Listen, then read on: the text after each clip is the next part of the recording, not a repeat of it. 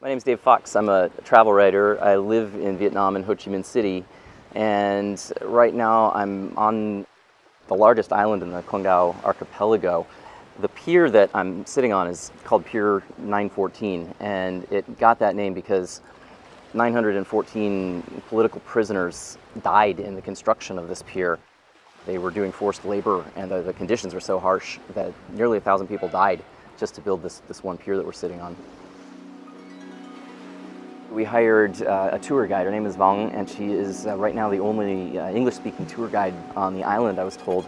And we got some motorbikes, and she took me all over the island and really gave me a clear picture of the full scope of things, which is hard to crunch together. We went down to the port, and it's this bustling area where all the supplies for the island come in. There is a ferry. It's pretty rough sea crossing, but there's a ferry that comes in and out of the island for travelers. We took a little boat out to a floating houseboat, and these people live on, it's kind of like a giant raft. And they have a little restaurant there with 3 or 4 tables and just tons of fresh seafood that has just been plucked out of the water. And you know, the freshest lobster I think I've ever had in my life. We're sitting out in the middle of the South China Sea, or the East Sea as the Vietnamese call it.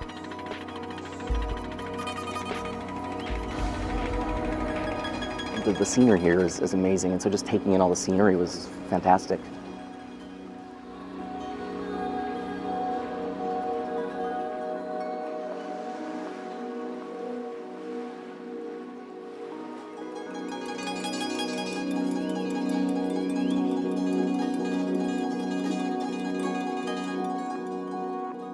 I had heard that Con Dao just didn't have a lot of tourists. It didn't have a lot of mainstream visitors. It's a unique place. I think there aren't many islands in the world these days that are relatively accessible from a mainland city. And you've got empty beaches, white sands, turquoise waters. It's really kind of a hideaway.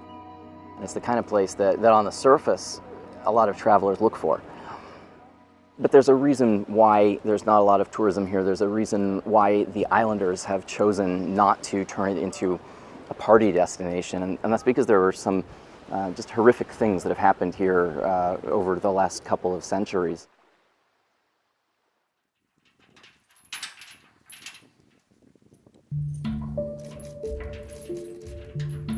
The prisons were chilling. I had heard that they were here. I knew they were here.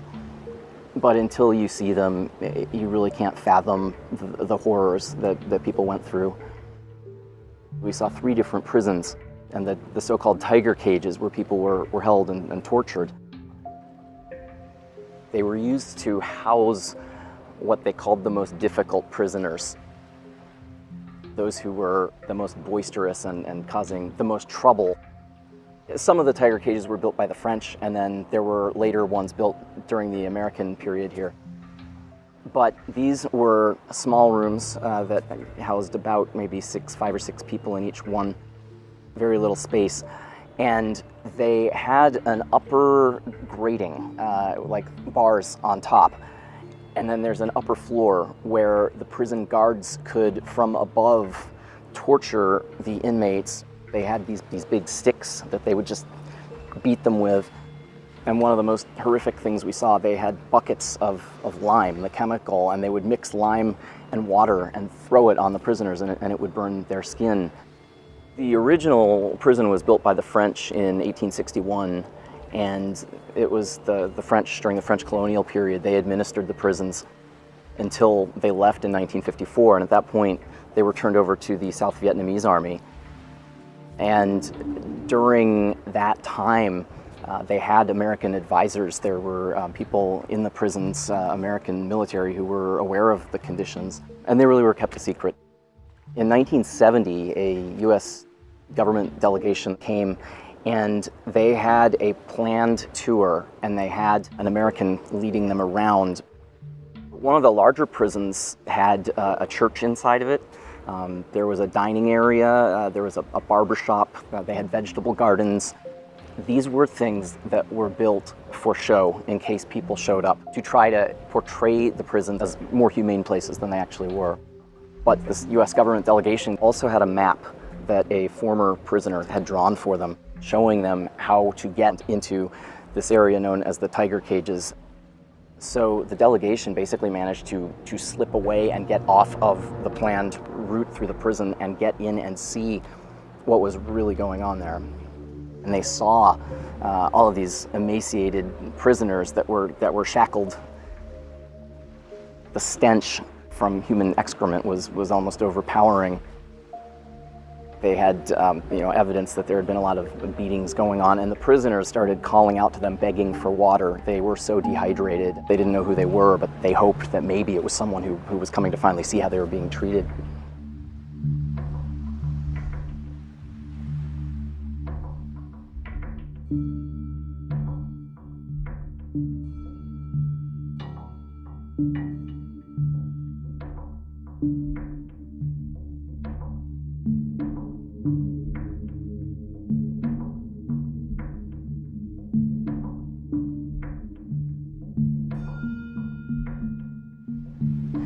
On this particular island, there are a lot of people who believe it's haunted, with so many people who died in such unspeakable ways. There's just a belief among some people that it's haunted by the former political prisoners. Is it haunted? Whether you believe in ghosts or not, you can't deny that this island is haunted in some way. There's an energy here.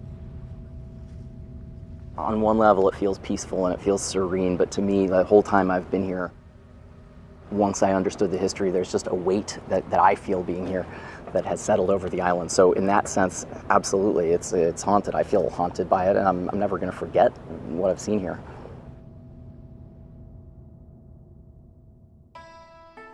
You don't see a lot of mainstream tourism here, but you do see a lot of Vietnamese people from the mainland. They come to honor all of the prisoners who have died here.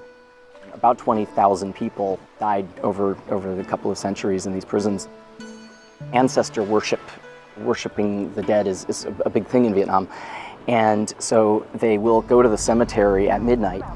And I went there last night at around midnight. What is it that happens at night? The Vietnamese always want to go to the cemetery because they think in the middle night that's a good time for the dead people hear their wishes. There were probably about 300 people out there, and this happens every single night. They go, they pray, they burn incense, they burn offerings to give to those who have died. They bring food, they bring clothing, and they burn it, and the smoke, they believe, brings it up to the prisoners. The focal point of all of this is the gravesite of a teenage martyr. Her name was Vo Thi Sao, and she was a Vietnamese schoolgirl who became a guerrilla fighter against the French governors in the early 1940s. At age 19, she was captured, and she was the first female to be executed on Con Dao for her political activities. But she's considered a hero among many Vietnamese today. So there's just this huge gathering that happens every single night at her gravesite at midnight, and it's pretty amazing to see.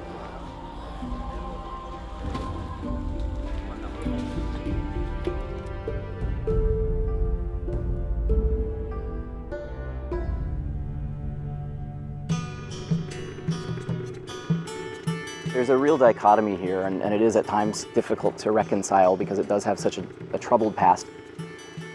But at the same time, Con Dao is a place that a lot of travelers dream of finding.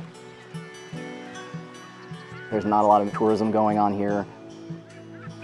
You've got virtually empty beaches.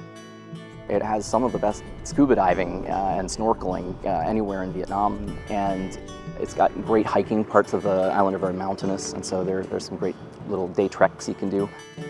It's a more challenging place to travel because it doesn't have quite as developed of an infrastructure as you find in a lot of places. It's not the kind of beach town where you've got, beach bars and restaurants lining the sands and things like that. There's not a lot of English spoken here, so getting around can take a little extra time.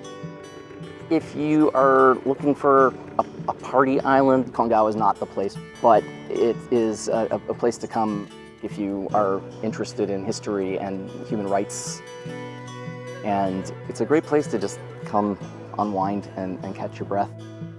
It's hands down the most serene place that I've been anywhere in Vietnam, if not Southeast Asia as a whole. As difficult as it's been to learn about the history, I'm going to be back.